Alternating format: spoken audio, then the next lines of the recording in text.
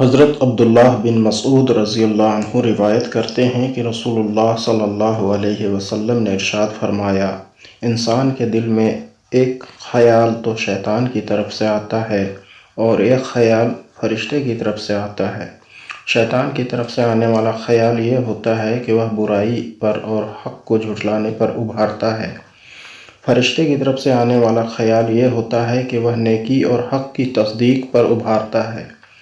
لہٰذا جو شخص اپنے اندر نیکی اور حق کی تصدیق کا خیال پائے، اس کو سمجھنا چاہیے کہ یہ اللہ تعالیٰ کی طرف سے ہدایت ہے اور اس پر اس کا شکر کرنا چاہیے، اور جو شخص اپنے اندر دوسری کیفیت یعنی شیطانی خیال پائے تو اس کو چاہیے کہ شیطان مردود سے اللہ تعالیٰ کی پناہ مانگے۔ پھر رسول اللہ صلی اللہ علیہ وسلم نے قرآن کریم کی آیت تلاوت فرمائی جس کا ترجمہ یہ ہے، شیطان تمہیں فقر سے ڈراتا ہے اور گناہ کے لیے اکساتا ہے۔ ترمذی شریف۔